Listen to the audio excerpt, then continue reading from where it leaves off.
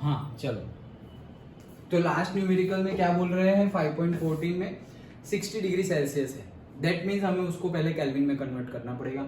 सो से temperature will be 60 plus 273, तो 3 और से 333 केल्विन।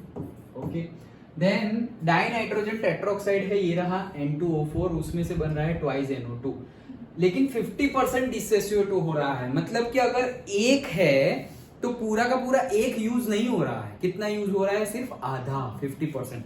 मतलब यहां पर अगर मेरा 1 मोल होगा तो 0.5 रह जाएगा और 0.5 डिसोसिएट हो जाएगा।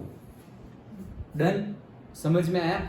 तो मतलब यहां पर एक, लेकिन ये जो 0.5 है वो भी जब डिसोसिएट होता है तो क्या हो रहा है? उसका डबल बनता है। जैसे कि एक डिसोसिएट हो रहा है तो कितना बन रहा है? 2 बन रहा है। ओके, 2 मोल्स बन रहे हैं ना मॉलिक्यूल्स।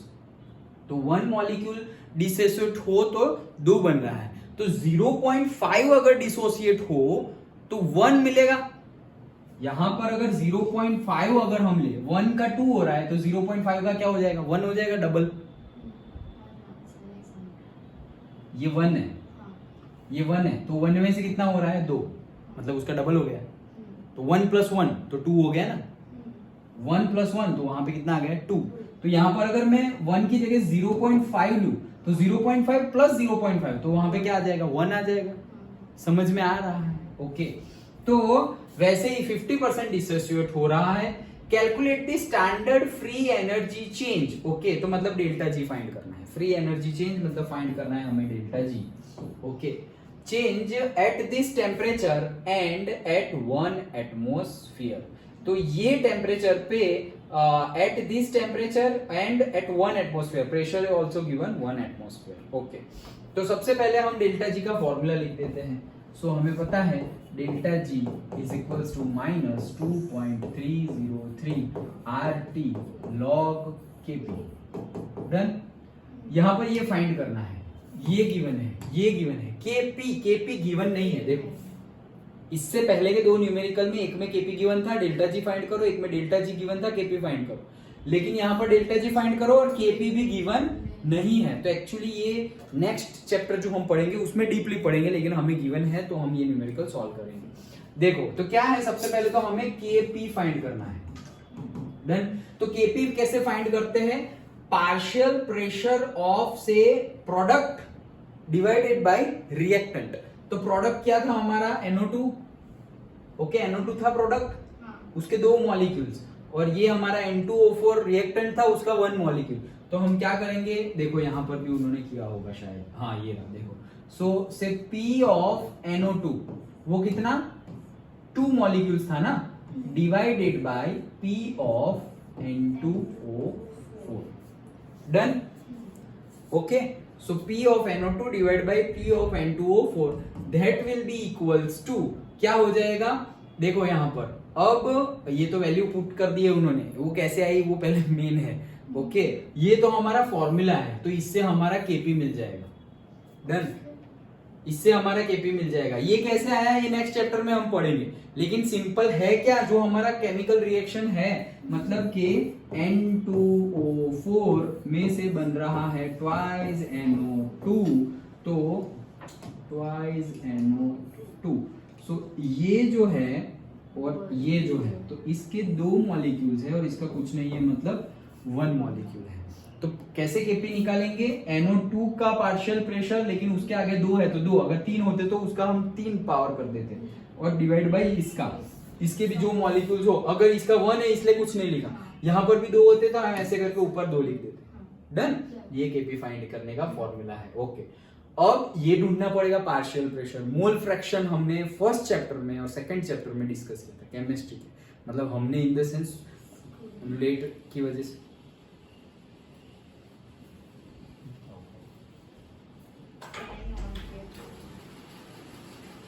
तो हमने डिस्कस किया था, मतलब आया है फर्स्ट एंड सेकंड चैप्टर में। सो पार्शियल प्रेशर, तो देखो यहाँ पे पार्शियल प्रेशर, पहले मोल फ्रैक्शन फाइंड करें। सो से मोल फ्रैक्शन ऑफ NO2 का मोल फ्रैक्शन फाइंड करें, तो डायरेक्टली देखो मोल फ्रैक्शन पहले तो फाइंड करें, क्योंकि पार्शियल प्रेशर फाइंड करने के लिए कैसे फाइंड करना पड़ेगा? मोल फ्रैक्शन, मतलब देखो ये partial pressure of NO2 find करना हो तो उसके लिए हमें mole fraction of NO2 find करना पड़ेगा into P total. This is the formula.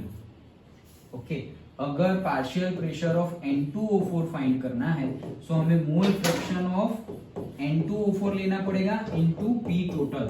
याद रख लेना, क्योंकि बुक में जो गिवन है उस हिसाब से समझ में ना आए तो सिंपल वे में याद रख लेना।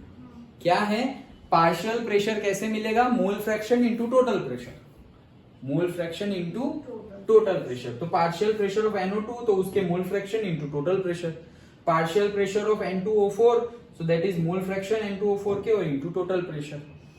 तो ये तो हम अभी इसकी वैल्यू मिल जाएगी तो हम यहां रख देंगे, इसकी वैल्यू मिल जाएगी तो यहां रख देंगे। अब वो कैसे ढूंढे? तो देखो यहां पर इसके लिए चाहिए P टोटल और X NO2। X मतलब mole fraction of NO2, P total हमें गिवन है 1 एटमॉस्फेयर, तो X ऑफ NO2 फाइंड करना है, मतलब मोल फ्रैक्शन ऑफ NO2।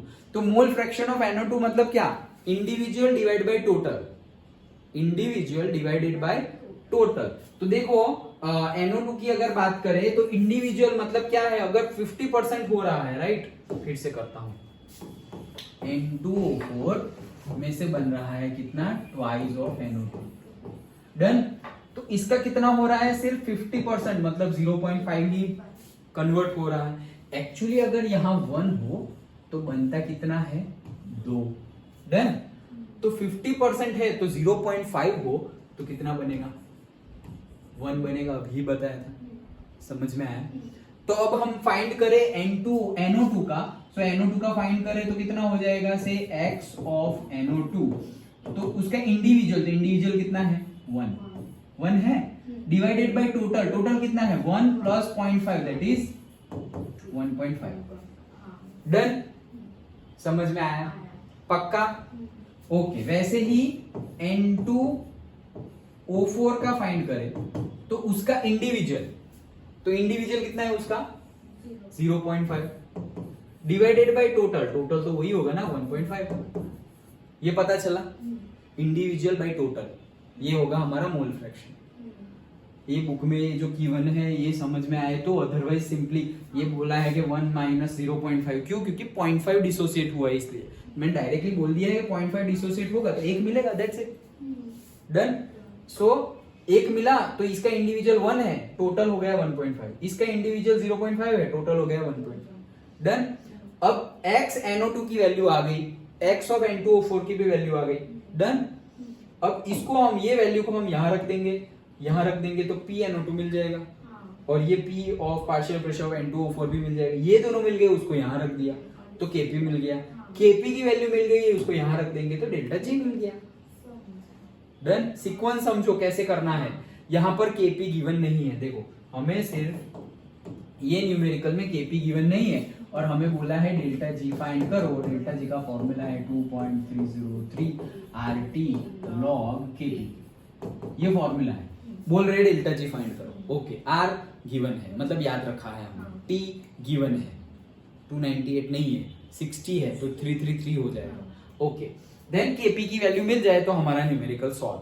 तो Kp की वैल्यू नहीं गिवन है तो पहले फाइंड करनी पड़ेगी, तो Kp के लिए फॉर्मूला लिखना पड़ेगा। तो फॉर्मूला तब लिख सकते हैं जब हमारे पास केमिकल रिएक्शन, केमिकल इक्वेशन हो, तो वो तो है नहीं है। हाँ, ये लिखना पड़ेगा, ये गिवन नहीं है तो ये याद करना पड़ेगा। Di nitrogen tetroxide, di nitrogen, di मतलब 2 और टेट्रा मतलब 4, तो N2O4, उसमें से बनेगा ट्वाइस NO2।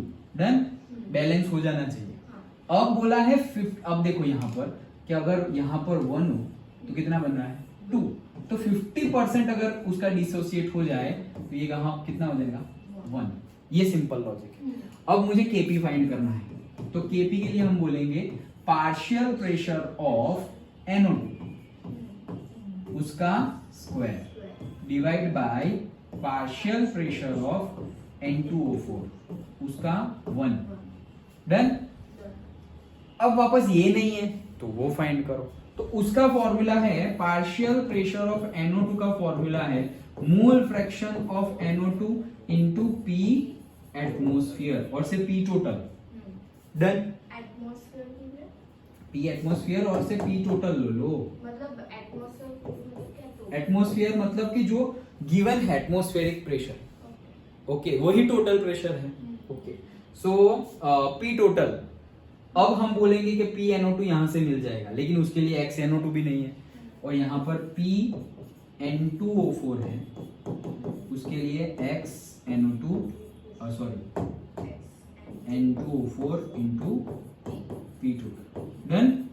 अब ये लोग नहीं है तो उनका फॉर्मूला फाइंड करना पड़ेगा, तो XnO2 is equals to individual, तो इंडिविजुअल कितना है 1 बाय टोटल 1.5, XN2O4 इंडिविजुअल वो कितना है 0.5 डिवाइडेड बाय 1.5। ये वैल्यू यहां रखो, ये गिवन ही है 1 एटमॉस्फेयर, दोनों रखेंगे तो PnO2 और PN2O4 मिल जाएगा, उसकी वैल्यू यहाँ रखो Kp मिल जाएगा, Kp की वैल्यू यहाँ रख दो डेल्टा G मिल जाएगा। यहाँ पे अगेन वापस तुम्हें लॉग ढूंढना पड़ेगा। डन, समझ में आया? सो उन्होंने डायरेक्टली हमें फटाफट करके इतने में खत्म किया है, बट हमें पूरा सिस्टमेटिकली फाइंड करना होगा। डन, पक्का समझ में आ गया? ओके, सो इसी के साथ हमारे न्यूमेरिकल्स भी कंप्लीट हो गए। डन।